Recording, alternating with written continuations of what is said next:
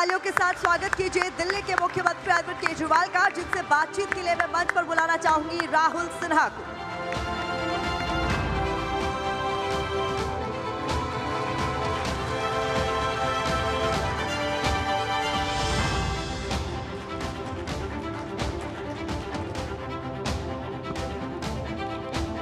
तालियों की आवाज थोड़ी कम आ रही है। मुझे लगता है जोरदार तालियों के साथ में अरविंद जी का स्वागत होना चाहिए।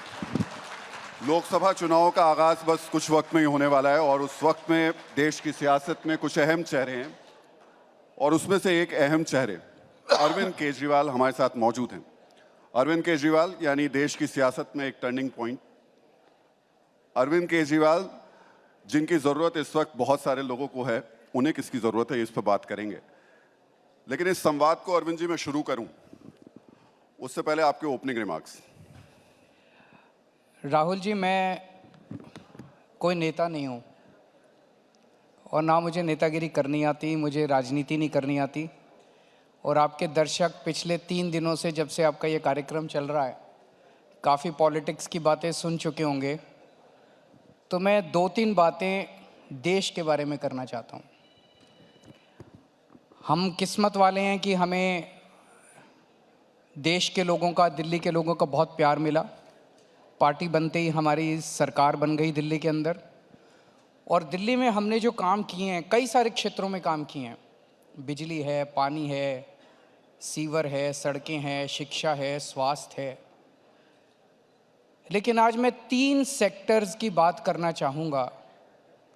और दिल्ली में हमने जो इन 3 सेक्टर्स में काम किया है, वो पूरे देश को एक दिशा देता है। पूरे देश के अंदर उन तीनों सेक्टर्स का समाधान करने का और विकास करने का एक दिशा देता है। उसमें सबसे इंपॉर्टेंट है शिक्षा। मैं नहीं समझता पूरी दुनिया में कोई भी ऐसा विकसित देश है, डेवलप्ड कंट्री है, अमेरिका ले लीजिए, जापान ले लीजिए, यूरोपियन कंट्री कोई भी ले लीजिए, कोई भी ऐसा देश है जो अपने बच्चों को अच्छी शिक्षा दिए बिना विकसित हुआ। हमें अपने बच्चों को अच्छी शिक्षा देनी पड़ेगी। अनफॉर्चुनेटली 75 साल में हमने इस तरफ ध्यान नहीं दिया। दिल्ली के अंदर हमने 7-8 साल के अंदर ही इतना शानदार सरकारी स्कूल बना दिए कि आज दिल्ली के हर बच्चे को उतनी अच्छी शिक्षा मिल रही है जितनी प्राइवेट स्कूलों के अंदर मिल रही है। यहाँ तक कि दिल्ली के अंदर प्राइवेट स्कूलों से लगभग 4 लाख बच्चों ने अपने नाम कटवा के सरकारी स्कूलों में भर्ती हुए हैं। ये हमारा सबसे बड़ा एक तरह से सर्टिफिकेट है। अब पंजाब के अंदर हमने शिक्षा ठीक करनी चालू की है। तो हमारा मॉडल शिक्षा का ये है कि हर बच्चे को अच्छी शिक्षा मिले, चाहे वो गरीब का बच्चा हो, चाहे अमीर का बच्चा हो। दिल्ली के अंदर अब सरकारी स्कूलों के नतीजे 99% के करीब नतीजे आ रहे हैं, जो कि अनबिलीवेबल है। एक तरफ हमारा ये मॉडल है और दूसरी तरफ बीजेपी का मॉडल है, जिसमें उनके, मैं राज्यों का नाम लेना ठीक नहीं है, एक राज्य ऐसा है जहां 4,500 सरकारी स्कूल बंद कर दिए गए। एक राज्य ऐसा है जहां 6,000 सरकारी स्कूल बंद कर दिए गए। पॉपुलेशन कम नहीं हो रही, पॉपुलेशन बढ़ रही है। सरकारी स्कूल और खुलने की ज़रूरत थी, मौजूदा सरकारी स्कूलों को अच्छा करने की ज़रूरत थी, वो नहीं किया। सरकारी स्कूल बंद करते जा रहे हैं। एक तरह से मैसेज ये है कि अपने बच्चों को जो पढ़ा सकता है, पैसा है तो प्राइवेट में पढ़ा लो, अब सरकार तुमको नहीं पढ़ाने वाली। तो पूरा प्राइवेटाइजेशन की तरफ वो है। मेरे को स्कूल बनाने आते हैं, मेरे को बच्चे पढ़ाने आते हैं। अब पंजाब के अंदर भी हम सारे सरकारी स्कूल ठीक कर रहे हैं। मैंने हिसाब लगाया है, देश के अंदर 10 लाख सरकारी स्कूल हैं जिसमें 17 करोड़ बच्चे पढ़ते हैं। इन 10 लाख सरकारी स्कूलों को प्राइवेट से भी अच्छा बनाने के लिए, शानदार बनाने के लिए 5 लाख करोड़ रुपए की जरूरत है। देश 5 लाख करोड़ रुपए दे सकता है। ये खर्चा नहीं है, ये इन्वेस्टमेंट है। ये बच्चे जो निकलेंगे, ये बच्चे इस देश का आगे विकास करेंगे। देश का विकास जनता करती है। ये 17 करोड़ बच्चों का भविष्य बनाएगा। मैं आपको एक उदाहरण देता हूं। एक बच्चा है, उसके पिताजी प्लम्बर का काम करते हैं पूर्वी दिल्ली में, 7,000 रुपये महीना कमाते हैं। उस बच्चे को, क्योंकि अब दिल्ली के सरकारी स्कूल अच्छे हो गए, उसका अब कंप्यूटर साइंस में एडमिशन हो गया एक IIT में। अब वो बच्चा जब निकलेगा उसको 4 लाख रुपए 3 लाख रुपए महीने की तनख्वाह मिलनी चालू होगी, तो उस बच्चे के घर की गरीबी दूर हुई कि नहीं हुई? अगर हमने अपने सारे बच्चों को पढ़ा दिया, मैं आपको बता रहा हूं 7-8 साल के अंदर, एक जनरेशन के अंदर हमारे देश के अंदर से गरीबी दूर हो सकती है। तो ये एक मॉडल है जिसके जरिए हम देश की शिक्षा व्यवस्था को ठीक कर सकते हैं। दूसरा, स्वास्थ्य के ऊपर आते हैं। स्वास्थ्य के अंदर दिल्ली में हमने ढेरों मोहल्ला क्लिनिक बनाए, सारे सरकारी अस्पतालों को अच्छा कर दिया, सबका इलाज मुफ्त कर दिया, चाहे अमीर हो चाहे गरीब हो, चाहे 10 लाख रुपए का हो चाहे 5 लाख रुपए का हो, चाहे जितना भी खर्चा हो। डिस्प्रिन हो वो भी फ्री, ब्लड टेस्ट हो वो भी फ्री, सर्जरी हो वो भी फ्री, कैंसर हो वो भी, सब चीजों का इलाज मुफ्त कर दिया हमने। पूरे देश के अंदर हर व्यक्ति 140 करोड़ लोगों का इलाज मुफ्त करने के लिए, गांव-गांव के अंदर मोहल्ला क्लिनिक खोलने के लिए और पूरे देश के अंदर शानदार सरकारी अस्पताल बनाने के लिए 5 लाख करोड़ रुपए का खर्चा है। मुझे लगता है 5 लाख करोड़ रुपए देश दे सकता है। 5 लाख करोड़ रुपए में आपके स्कूल ठीक हो जाएंगे और 5 लाख करोड़ रुपए के अंदर आप सबका इलाज मुफ्त कर सकते हो। इसका पूरा, दूसरी तरफ उनका मॉडल है। उनका मॉडल क्या है हेल्थ का? आयुष्मान भारत। आयुष्मान भारत मतलब इंश्योरेंस मॉडल। वो कहते हैं कि 5 लाख रुपए का इलाज हर परिवार को हम मुफ्त देंगे, और 5 लाख रुपए से ज्यादा का इलाज हुआ तो, और उसमें भी वो कहते हैं केवल जिसकी 2.5 लाख रुपए सालाना तनख्वाह है उसको कम। दिल्ली में हमने, वो कहते हैं 2.5 लाख रुपए से जिसकी ज्यादा तनख्वाह है उसको आयुष्मान भारत नहीं मिलेगा। दिल्ली में हमारा मॉडल है, हम सबको फ्री इलाज देते हैं, चाहे 4 लाख रुपए तनख्वाह वाला हो। वो कहते हैं हम 5 लाख रुपए तक का परिवार को इलाज देंगे। हम कहते हैं जितना, भगवान ना करे बीमार हो कोई, लेकिन बीमारी में जितना खर्चा आएगा हम सारा देंगे। और उनके मॉडल के अंदर इंश्योरेंस कार्ड दे देते हैं। अब उत्तराखंड के पहाड़ों में चले जाओ, उस कार्ड का क्या करेंगे? वहाँ अस्पताल ही नहीं है। तो देश में अस्पताल बनाने पड़ेंगे, गांव-गांव के अंदर मोहल्ला क्लिनिक खोलने पड़ेंगे, हेल्थ का इंफ्रास्ट्रक्चर क्रिएट करना पड़ेगा। वो हमारा मॉडल है। और तीसरी चीज, बिजली। आज दिल्ली के अंदर जब हमारी सरकार बनी 6-6, 7-7 घंटे के पावर कट लगते थे। आज दिल्ली के अंदर 24 घंटे बिजली आती है। 2 साल पहले जब हमारी पंजाब में सरकार बनी 10-10 घंटे के पावर कट लगते थे।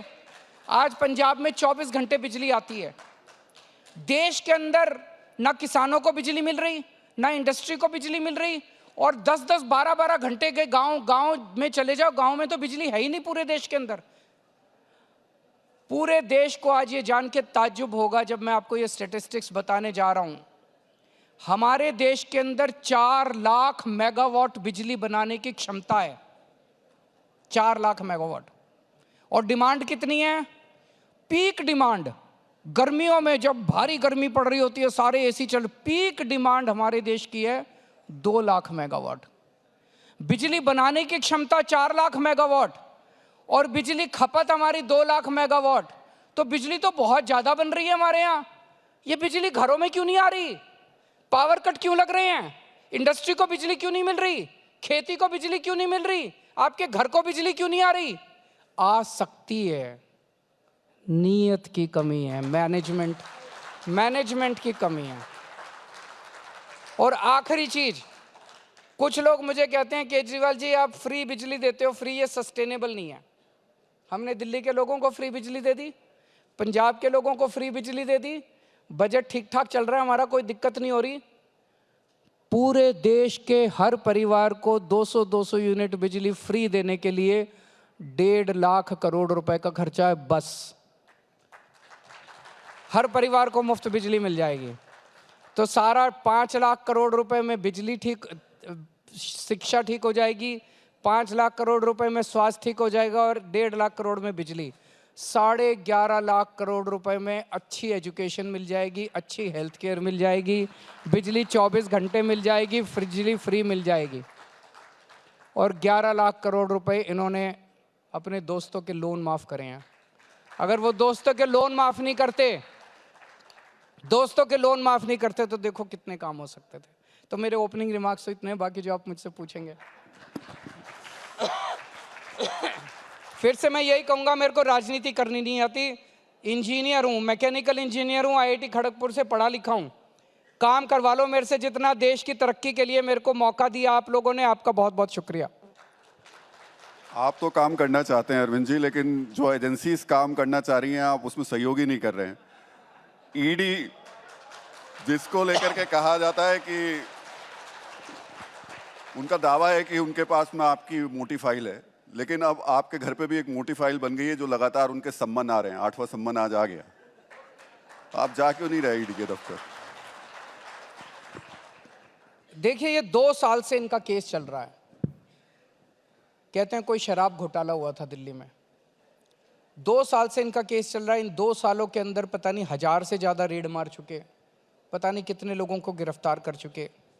इनको अभी तक एक नए पैसे की रिकवरी नहीं हुई। पता नहीं कितने रेड मार चुके। मनीष जी के यहाँ कितनी बार रेड मार चुके, हमारे लोगों पे कितनी रेड मार चुके। मनीष जी अंदर हैं, सतेंद्र जैन अंदर हैं, विजय नायर अंदर हैं, सबके, संजय सिंह अंदर हैं, सबके यहाँ रेड हुई। किसी के यहाँ कोई एक पैसे की रिकवरी नहीं हुई, कहीं कोई रिकवरी नहीं हुई। सुप्रीम कोर्ट में जब ये केस चला तो सुप्रीम कोर्ट की सुनवाई के दौरान जज साहब ने बार बार बोला कि एक आपके पास जरा सा भी एविडेंस नहीं है इस केस के अंदर। This case will not stay for 2 minutes also in the trial court. ये जज के रिमार्क्स थे। तो जाहिर तौर पे इनका मकसद कोई जांच वांच करना नहीं है। ये केस जांच करने के लिए नहीं है, ये केस आम आदमी पार्टी को क्रश करने के लिए है। ये आम आदमी पार्टी को क्रश करना चाहते हैं।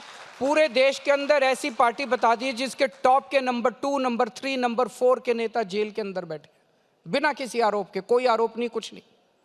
तो ये आम आदमी पार्टी को क्यों क्रश करना चाहते हैं? मुझे लगता है देश नहीं दुनिया के इतिहास में ये अकेली पार्टी है जिसकी 10 साल के अंदर 2 राज्यों के अंदर सरकार बन गई। आज हमारी अकेली पार्टी है जो जनता के मुद्दों की बात करती है।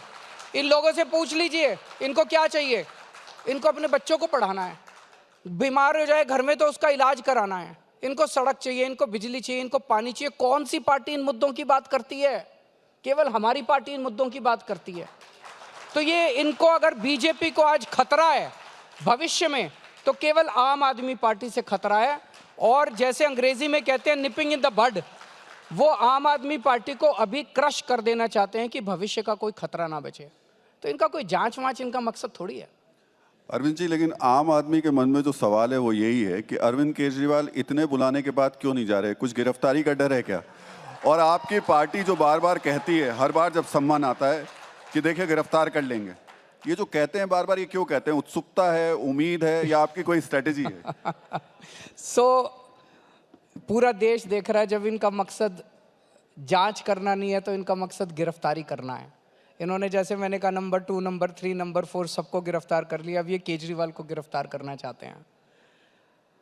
आज मेरे पास कुछ वॉलंटियर्स का फ़ोन आया, वो कच्ची कॉलोनी में घूम रहे थे। उन्होंने फ़ोन करके बताया, सर यहाँ पे लोग आपस में चर्चा कर रहे हैं।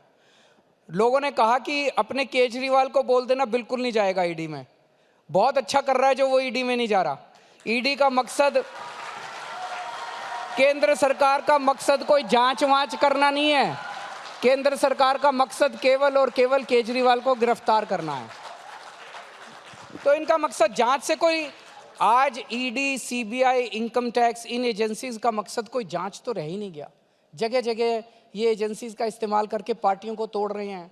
एनसीपी को तोड़ दिया, शिवसेना को तोड़ दिया, सरकारें गिरा रहे हैं, एमएलएज को। एक चीज़ बताओ, शिवराज सिंह चौहान बड़े कद्दावर नेता होते थे, छोटे मोटे नेता थोड़ी थे हमारे देश के।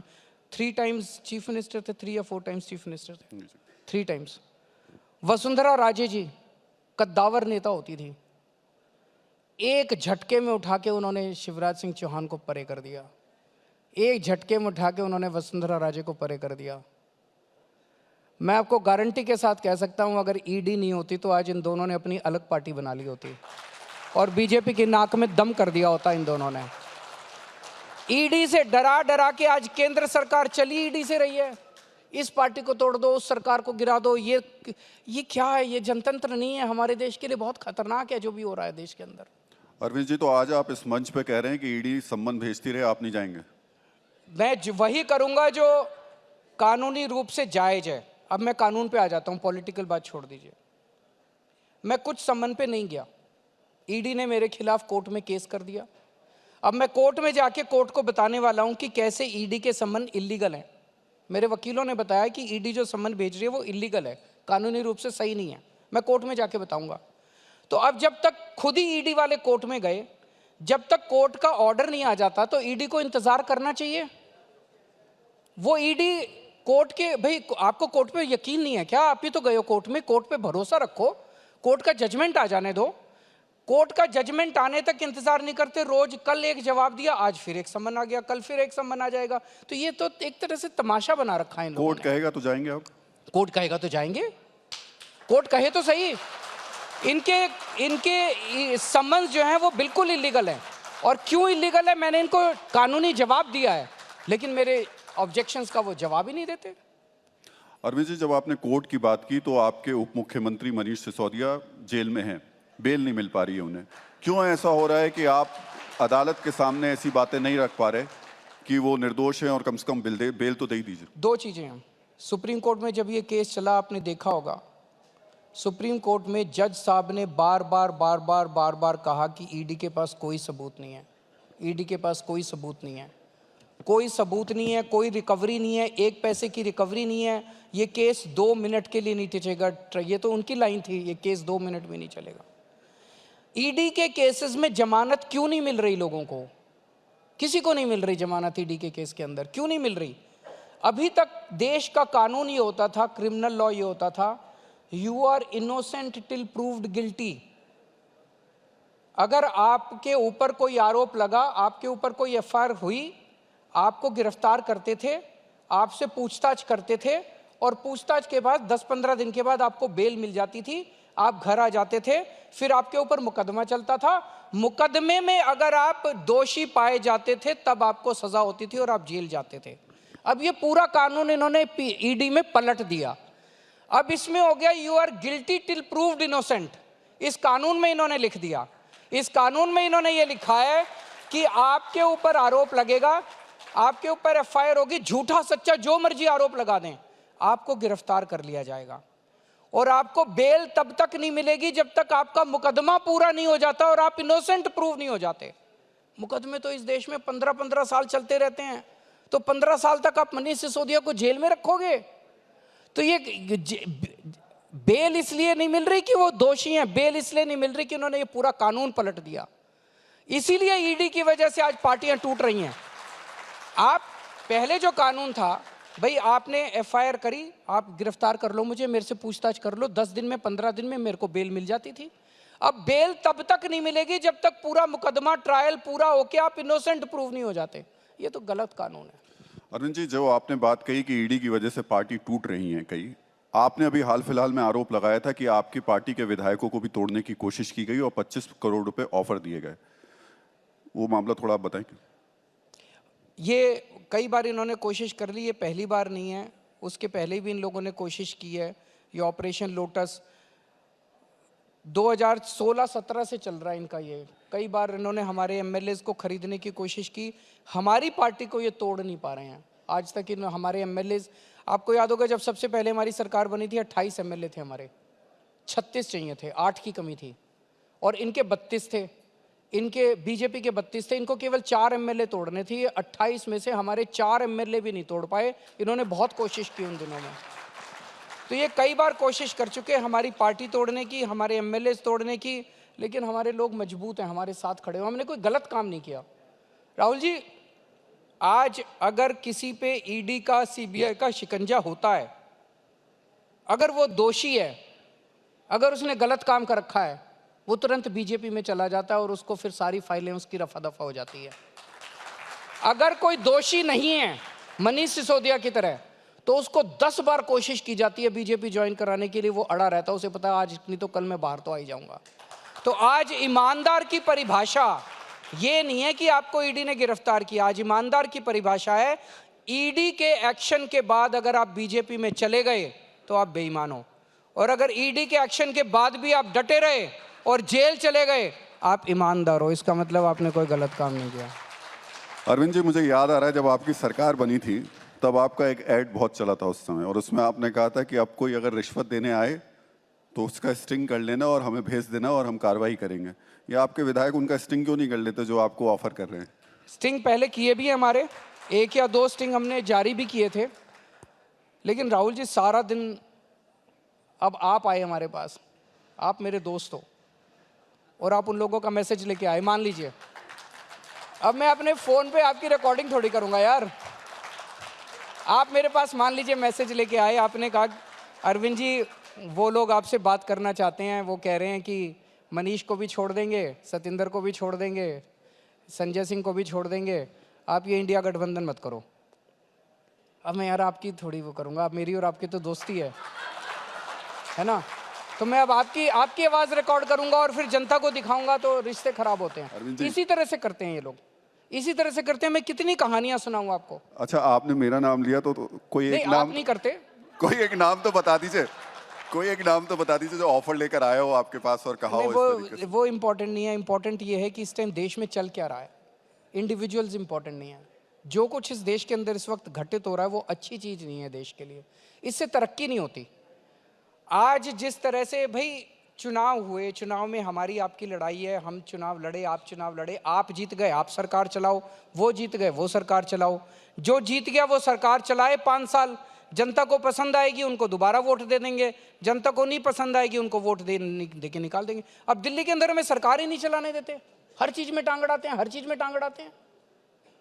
पिछले साल इन्होंने एलजी के जरिए दिल्ली के सरकारी अस्पतालों की दवाइयाँ बंद करा दी, अच्छी चीज़ है। 2 महीने तक दिल्ली के मोहल्ला क्लिनिक में दवाइयाँ बंद करा दी, टेस्ट बंद करा दिए। कई मोहल्ला क्लिनिक हमारे रेंट पे चल रहे हैं, किराए पे, उनका रेंट बंद करा दिया, पेमेंट बंद करा दिया, बिजली का पेमेंट लड़ के इनसे मैंने सारा दोबारा ठीक कराया। ये तो अच्छी चीज़ नहीं है भाई। हम जीत गए, हमें काम करने दो। अब अगली साल चुनाव है दिल्ली का, फिर लड़ लेंगे चुनाव। तुम अपना अच्छा काम करो, तुम्हारे पास केंद्र सरकार इतनी बड़ी सरकार है, तुम दिल्ली में इतने अच्छे काम करके दिखाओ ना, लोग कहें भाई इनको वोट दो। वो खुद भी काम नहीं करते, हमें भी काम नहीं करने देते। ये गलत बात है, इससे देश की तरक्की नहीं होती। अरविंद जी, पॉलिटिक्स पे मैं बाद में आऊंगा, थोड़ा सा डेवलपमेंट की बात कर लेते हैं क्योंकि आपने 3 कोर इश्यूज बताए थे। आप जब अस्पताल की बात कर रहे हैं और आप आयुष्मान जो कार्ड है और अपने मोहल्ला क्लिनिक की तुलना कर रहे हैं, दिल्ली हाईकोर्ट को क्यों कहना पड़ा कि दिल्ली में 3 करोड़ की आबादी में सिर्फ और सिर्फ 6 सीटी स्कैन मशीन्स हैं दिल्ली के सरकारी अस्पतालों में? ये देश की राजधानी की स्थिति है। अब देखिए राहुल जी, सारी चीज़ें जरूरी नहीं है कि आपको खरीदनी हो, बहुत सारी चीज़ें आप प्राइवेट सेक्टर के साथ पार्टनरशिप में भी करते हैं। हमने दिल्ली के अंदर एक योजना लेके आए हैं, डाक स्कीम है हमारी। डाक स्कीम के तहत आप किसी सरकारी अस्पताल में जाते हो, आपका अगर कोई टेस्ट 48 घंटे से ज़्यादा का टाइम मिलता है, मान लीजिए आपने कोई टेस्ट कराना है और वो कहते हैं 3 दिन बाद आना, 4 दिन बाद आना, या आपने कोई सर्जरी करानी है और वो कहते हैं कि आप 1 महीने बाद की डेट देते हैं, तो हमने ढेर सारे प्राइवेट अस्पतालों को एम्पैनल किया हुआ है। डॉक्टर आपको वो लिस्ट देगा, आप बता दो मेरे को इस अस्पताल में जाके कराना है, उस अस्पताल में जाके आप अपना टेस्ट करा लो, उस अस्पताल में जाके आप अपनी सर्जरी करा लो, सारा रिम्बर्समेंट दिल्ली सरकार देती है। तो लोगों का ख्याल रखते हैं, किसी को भी हम वंचित नहीं होने देते इलाज से।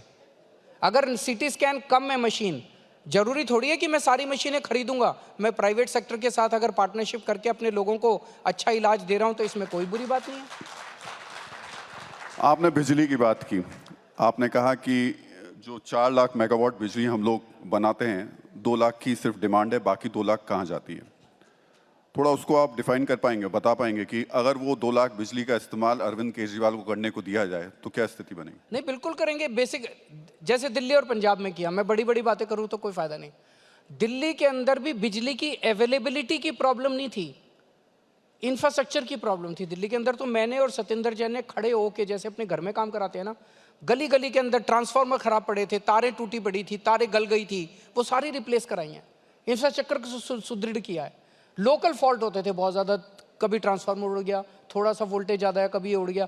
इन सारी चीज़ों को ठीक करके दिल्ली के अंदर 3 साल के अंदर हमने 24 घंटे बिजली कर दी। उसी तरह से पंजाब के अंदर बिजली ठीक की है। तो देश के अंदर भी जब हमारी मोटा मोटा डेटा ये बताता है कि देश में बिजली की अवेलेबिलिटी की प्रॉब्लम नहीं है, मैनेजमेंट की प्रॉब्लम है, उस मैनेजमेंट को ठीक करेंगे। इंजीनियर हूँ IIT का।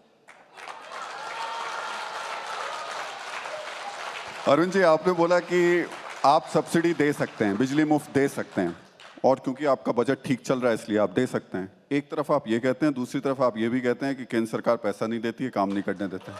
अगर केंद्र सरकार और पैसा दे, दिल्ली का बजट, जब से ये सीएजी की रिपोर्ट है 2017 की 18 की, जो कहती है कि दिल्ली सरकार अकेली सरकार है पूरे देश के अंदर जो नफ़े में चल रही है, बाकी सारी सरकारें घाटे में चल रही हैं, नंबर एक।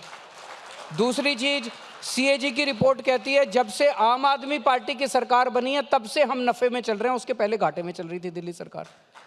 तो अकाउंट्स अच्छे आते हैं मेरे को, अकाउंट्स ठीक रखे हुए हैं, सारी सरकार नफ़े में चल रही है। लेकिन अगर और पैसा आएगा, जैसे कच्ची कॉलोनियों में हमने, सारी कॉलोनियों के अंदर अभी हमने पानी, लगभग 1792 कॉलोनियाँ हैं कच्ची, 1650 कॉलोनियों के अंदर हमने पानी पहुँचा दिया है। अब सारी कच्ची कॉलोनियों में सड़कें बना रहे हैं, लगभग 900 के करीब कॉलोनियों के अंदर सड़कें बन गई है, बाकियों में बन रही है। सभी कॉलोनियों के अंदर सीवर की पाइपलाइन डाल रहे हैं। अगर और पैसा आएगा तो ये 1 साल के अंदर काम हो जाएगा, अगर कम पैसा आता है तो 2 साल लग जाते हैं, 3 साल। तो पैसा अगर आएगा तो इंफ्रास्ट्रक्चर पे खर्च हो सकता है, और पैसा आएगा तो पैसा तो आ अच्छा रहा है। एक चीज बताइए, देश के अंदर बॉम्बे के बाद सेकंड नंबर पे सबसे ज्यादा इनकम टैक्स दिल्ली देती है, दिल्ली वाले देते हैं, आप लोग देते हैं सबसे ज्यादा इनकम टैक्स केंद्र सरकार को।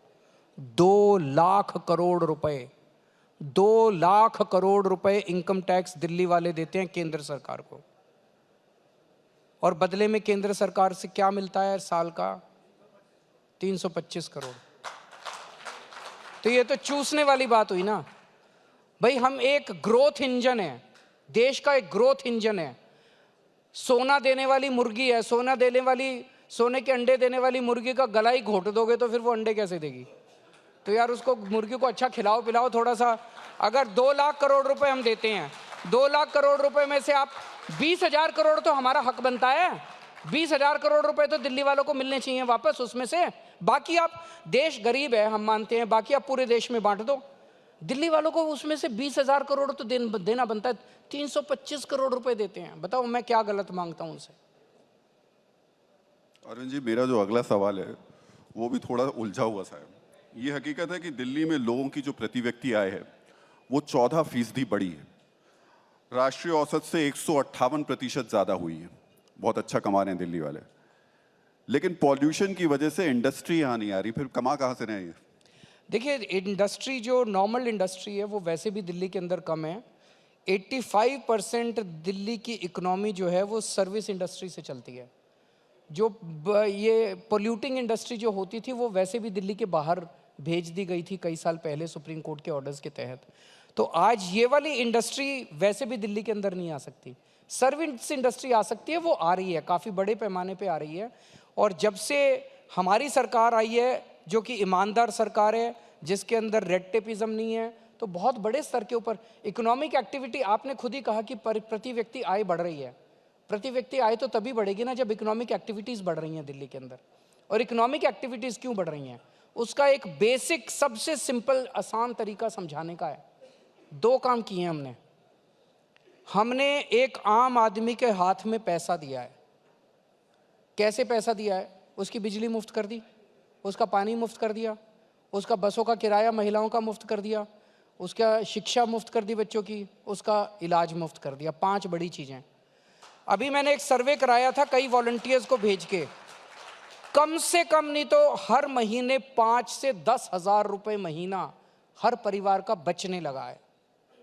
अगर आपके हाथ में 10,000 रुपये महीना एक्स्ट्रा इनकम आएगी तो आप फिर उससे सामान खरीदोगे, बच्चों के लिए और सब्जी खरीदोगे, बच्चों के लिए खाने पीने की चीज़ें खरीदोगे, कपड़े खरीदोगे, घर का सामान खरीदोगे। इससे इकोनॉमी के अंदर डिमांड बढ़ती है, और जब इकोनॉमी में डिमांड बढ़ती है तभी इकोनॉमिक ग्रोथ होती है। दूसरा, हमने आने के बाद दिल्ली के अंदर मिनिमम वेज पहले 7,000 या 8,000 होता था, हमने आते ही 15,000 कर दिया, डबल कर दिया मिनिमम वेज। जब मजदूरों के हाथ में पैसा आएगा तो वो पैसा खर्चेगा मार्केट में जाके, और जब पैसा खर्चेगा तो डिमांड क्रिएट होती है और उसी से इकोनॉमिक ग्रोथ होती है। अभी तक 75 साल के अंदर सिस्टम ये था trickle down impact. Trickle down impact में होता था अमीरों को और अमीर बनाओ, अरबपति को और पैसे दे दो उसके हाथ में, वो फिर फैक्ट्री खोलेगा और वो फैक्ट्री खोलेगा, उससे लोगों को जॉब मिलेगा। अरे जब खरीदने के लिए पैसे नहीं होंगे तो फैक्ट्री कहाँ से खुलेंगी? पहले खरीदने के लिए डिमांड तो चाहिए इकोनॉमी के अंदर, वो डिमांड हम लोगों ने क्रिएट की है दिल्ली के अंदर। आज पूरे देश में सबसे कम महंगाई दिल्ली के अंदर है। क्यों? हमारी बिजली फ्री, पानी फ्री, बसों का किराया फ्री, शिक्षा फ्री, स्वास्थ्य फ्री। तो ये दिल्ली केंद्र सरकार का डेटा है। एवरेज पूरे देश में महंगाई दर 6% है। उत्तर प्रदेश में, गुजरात में 7.5% है। दिल्ली के अंदर महंगाई दर 3% है, सबसे कम है देश के अंदर। अरविंद जी, जो सवाल मैं आगे आपसे पूछने वाला हूँ, वो सवाल आप पर भी है, वो सवाल हमारे ऊपर मीडिया पर भी उठता है। इसलिए उठता है क्योंकि जब साल में एक बार पॉल्यूशन आता है तो हमें भी पॉल्यूशन की याद आती है, वरना मीडिया भी भूल जाता है। पॉल्यूशन एक बहुत बड़ी समस्या है दिल्ली के लिए। आपके दोनों स्टेट्स हैं, दिल्ली भी और पंजाब भी, जहाँ से ये दोनों समस्या बनी हुई है। आप इलेक्ट्रिक बसेस लेकर आए हैं, लेकिन कोई परमानेंट सॉल्यूशन होगा? क्योंकि फिर अगली बार वैसी स्थिति बनेगी और कोई ऐसे कॉन्क्रीट प्लान दिखाई नहीं देते हैं हमें, ना सेंटर की तरफ से दिखाई देता है, ना आपकी तरफ से कोई दिखाई देता है। तो दो चीज़ें, एक तो बाकी साल के दौरान सर्दियों में समस्या ज़्यादा होती है पोल्यूशन की।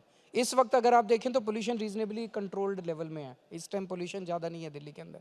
लेकिन जब वो अक्टूबर नवंबर आता है और पराली जो हरियाणा पंजाब से आके जलती है और यहाँ पे धुआं आता है, उस टाइम बहुत ज़्यादा बढ़ जाता है। तो मान साहब जो हैं पंजाब के अंदर, कई सारे उन्होंने स्टेप्स उठाए हैं। इस साल बताया जा रहा था कि 30% पोल्यूशन कम हुआ है, लेकिन 30% पोल्यूशन कम होना सेटिस्फैक्ट्री नहीं है, हमें पोल्यूशन ख़त्म करना है। तो कई सारे स्टेप्स लिए जा रहे हैं। दिल्ली सरकार अपने लेवल पे ले रही है कि हम इंटरनल सोर्सेज को कम करें, और वो पंजाब के स्तर के ऊपर ले रहे हैं। मुझे उम्मीद है कि ये 75 साल पुरानी प्रॉब्लम है, साल 2 साल और लगेंगे लेकिन ठीक हो जाएगा। मुझे पूरी उम्मीद है कि ठीक हो जाएगा। मतलब आप कह रहे हैं कि अगले 2 साल में दिल्ली में पॉल्यूशन की समस्या काफ़ी कम होगा, काफ़ी कम होगा। ये एक खासकर इन 2 महीनों के दौरान। तो अब पराली की धुंध से हट के राजनीतिक धुंध की तरफ चलते हैं। ये जो इंडिया गठबंधन पे धुंध छाई हुई थी, ये साफ हो गई? मैं समझता हूँ कि कुछ मूवमेंट शुरू हुआ है, लेकिन मैं सेटिस्फाइड नहीं हूँ।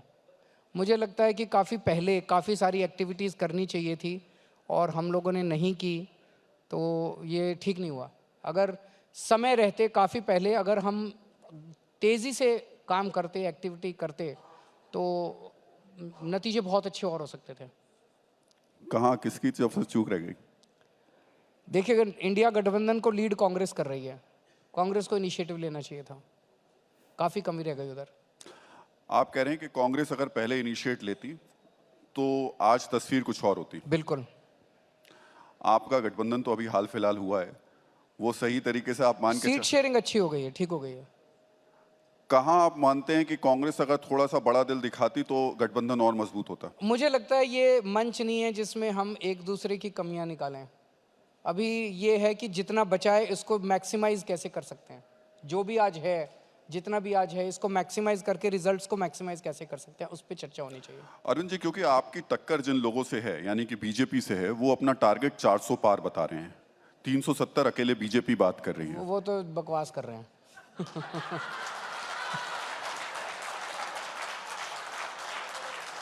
हालत देश की ये है, युवाओं को रोजगार नहीं मिल रहा, पेट्रोल 100 पार चला गया है, महंगाई इतनी ज़्यादा हो रही है, तो 270 भी पार कर जाए तो बहुत बड़ी बात है। वो तो 370 की बात कर रहे हैं। मतलब आप कह रहे हैं कि पूर्ण बहुमत भी नहीं मिल पाएगा? मतलब हालत तो देश के अंदर, हालत तो यही है। नाराज़गी, केंद्र सरकार से नाराज़गी इतनी ज़्यादा है कि एक वो इंडिया शाइनिंग भी हुआ था। इंडिया शाइनिंग में भी उन्होंने कहा था देश बड़ी तरक्की कर रहा है, और ये और वो लोगों ने बता दिया तरक्की कितनी कर रहा है। तो आज भी ये वही माहौल बनाने की कोशिश कर रहे हैं कि ये विश्व गुरु बन गए हैं, ये कर रहे हैं, वो कर रहे हैं। आम आदमी की ज़िंदगी के अंदर ज़रा सा भी सुधार नहीं हो रहा है। एक फॉल्स परसेप्शन क्रिएट किया जा रहा है, इवेंट मैनेजमेंट हो रहे हैं। जनता की ज़िंदगी जब तक नहीं सुधरेगी तब तक कैसे काम चलेगा? अरविंद जी, राम मंदिर का मुद्दा तो प्रभावित करेगा? नहीं, अच्छा है, राम मंदिर होना चाहिए। हमने भी उस टाइम, मैं भी गया था अपने पेरेंट्स को लेके, अपनी पत्नी को लेके, मान साहब भी गए थे। मान साहब, भगवंत मान जी अपनी माता जी को और अपनी पत्नी को लेके गए थे। सबकी श्रद्धा, 140 करोड़ लोगों की श्रद्धा है राम मंदिर के अंदर। पर राम मंदिर के नाम पे वोट नहीं मांगने चाहिए, वो गलत बात है। पर्सनल श्रद्धा की बात है।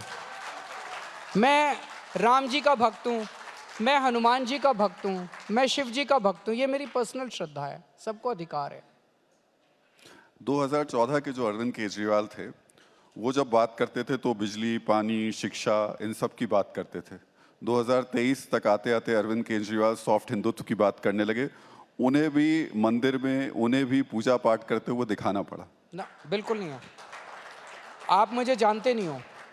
मैं तो बहुत पहले से जानता हूँ आपको। ना आप मेरे को, मैंने कभी आपको बताया ही नहीं कि मैं किस किस की भक्ति करता हूँ, किस किस की भक्ति नहीं करता। ना आपने कभी मेरे से पूछा और ना कभी मैंने आपको बताया। आप मेरे घर आते तो मैं आपको बताता कि ये हमारे घर में मंदिर है, यहाँ पे मैं अपने माता पिता के साथ, पत्नी के साथ यहाँ पूजा करता हूँ। अब अगर मैं राम मंदिर चला गया, मैंने तो कोई उसका ढिंडोरा नहीं पीटा चारों तरफ, मैं तो गया और आ गया भक्ति करके, ना मैंने कोई ढिंडोरा पीटा। तो मैं अगर वहाँ चला गया, पूजन कराया, उनका आशीर्वाद ले आया भगवान जी का, तो इसमें क्या गलत है? कहते हैं ये सॉफ्ट हिंदुत्व है। ये मेरी अपनी श्रद्धा है, मेरी अपनी भक्ति है। ये कोई हिंदुत्व, सॉफ्ट हिंदुत्व, हार्ड हिंदुत्व, ये टर्म्स तब आती हैं जब आप हिंदुत्व के ज़रिए वोट लेने की कोशिश करते हैं, जब आप हिंदुत्व के ज़रिए अपने भक्ति की नुमाइश करते हैं, जब आप, वो सही नहीं है। अरविंद जी, एक सवाल जरूर जो कि इस वक्त हर आम आदमी के मन में है। आपने जो गठबंधन कांग्रेस से किया, एक वक्त था जब आपने कांग्रेस पर ही कहा था कि ये पार्टी सही नहीं है, करप्शन के चार्जेस लगाए, फिर उसी कांग्रेस से गठबंधन करने की वजह? आज देश की हालत इस समय समय अलग होता है, हर समय अलग होता है, परिस्थितियां अलग होती हैं। आज देश की हालत इस तरह है, जिस किस्म की केंद्र सरकार है, उस सरकार ने पूरे देश का बेड़ा गर्क कर दिया है। एक तरफ लोग दुखी हैं और दूसरी तरफ जनतंत्र के ऊपर पूरी तरह से प्रहार हो रहा है। इस वक्त सब लोगों को साथ आके, केवल बात कांग्रेस की नहीं, 140 करोड़ लोगों को साथ आके ये केंद्र से सरकार हटाने की ज़रूरत है। स्कूलों की थोड़ी बात कर लेते हैं। स्कूलों की जो व्यवस्था दिल्ली में लागू की गई, जब हम पूरे देश की स्कूलों में देखते हैं तो अभी एक रिपोर्ट आई थी जिसमें गुजरात को थोड़ा सा बेहतर बताया गया था स्कूलों के मामले में। ऐसा क्यों? वो रिपोर्ट मैंने तो नहीं देखी। ऐसी कौन सी रिपोर्ट है जो गुजरात के, मैं भी गया था स्कूलों में। अच्छा एक चीज़ बताओ, प्रधानमंत्री जी को जब गुजरात के सरकारी स्कूल में जाके फ़ोटो खिंचवानी थी, उनको एक स्कूल पूरे गुजरात में ऐसा नहीं मिला जो फ़ोटो खिंचवाने लायक था।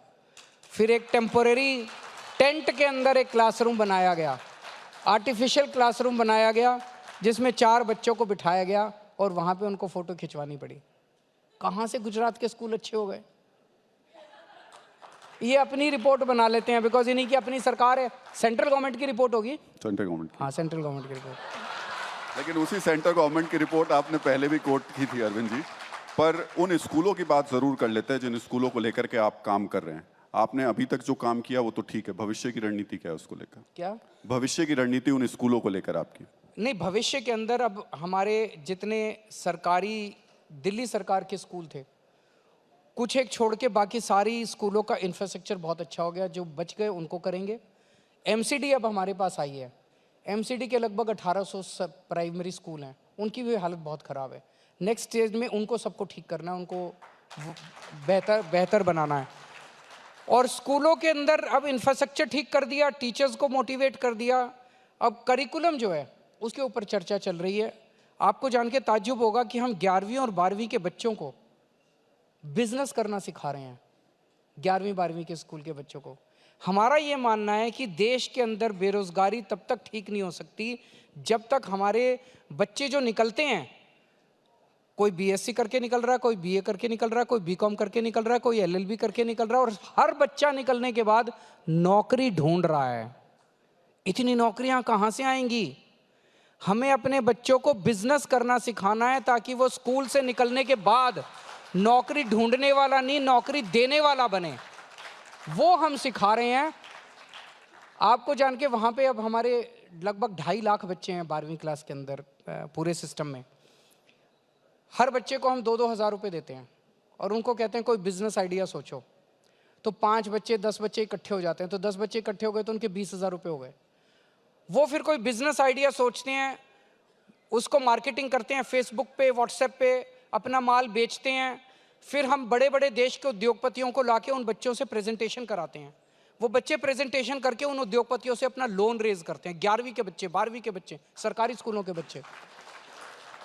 आपको जान के एक ताज्जुब होगा, एक बच्ची से जब हम एक टीम से जब हम प्रेजेंटेशन ले रहे थे, वो टीम की बच्ची कहती है प्रेजेंटेशन देते टाइम कि सर अब मैंने लगभग 30 लोगों को, युवाओं को रोजगार दे दिया है, अब अगली स्टेज के अंदर हम IIT दिल्ली में जा रहे हैं रिक्रूटमेंट करने के लिए।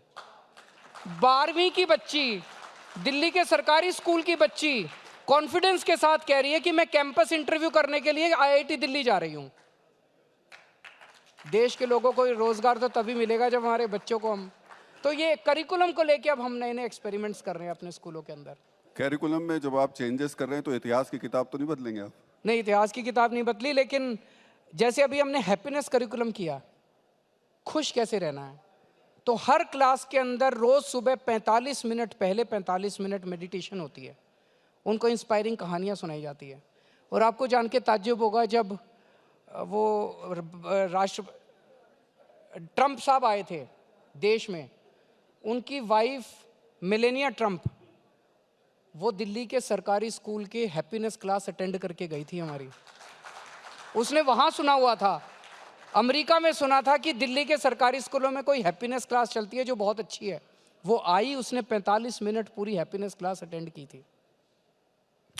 अरविंद जी, फिर से थोड़ा सा पॉलिटिकल सवाल मैं ज़रूर पूछूंगा। थोड़ी देर पहले इसी मंच पर असदुद्दीन ओवैसी साहब थे और आपका जब जिक्र आता है तो वो आपको बीजेपी का छोटा रिचार्ज कहते हैं। उनको कहने दो यार, उनकी क्या सच्चाई है सारा देश जानता है। आप उनको सीरियसली, आप उनको अपने मंच पे बुलाते ही क्यों हो? उनके प्रश्नों के जवाब नहीं देने मुझे। पर आप उनको अपने गठबंधन में शामिल क्यों नहीं करते? वो भी तो बीजेपी के विरोध में ही रहते हैं। हाँ, वो तो बीजेपी के साथ ही मिले हुए हैं। सब लोग जानते हैं कि उनको बीजेपी वोट काटने के लिए इस्तेमाल करती है। ममता बनर्जी जिस तरीके से शुरुआत में आई और कांग्रेस का अभी उनके साथ में जिस तरीके से अभी गतिरोध बना हुआ है, बहुत हद तक अभी बहुत क्लैरिटी नहीं हो रही है। आपको लग रहा है अरविंद जी, नीतीश कुमार का जाना, ममता से उस तरीके से बातचीत ना हो पाना, यूपी में तो हो गया, आपसे हो गया, ये आपके लिए वो जादुई आंकड़ा नहीं ला पाएगा जो आप उम्मीद कर रहे हैं?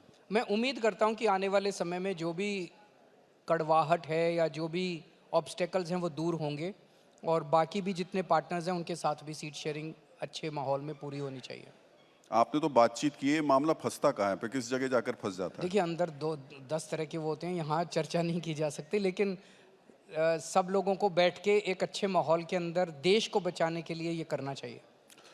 अरविंद जी, बहुत बहुत शुक्रिया, बहुत बहुत थैंक यू सो मच। और सम्मेलन में आने के लिए एक बार जोरदार तालियों के साथ में बहुत बहुत शुक्रिया।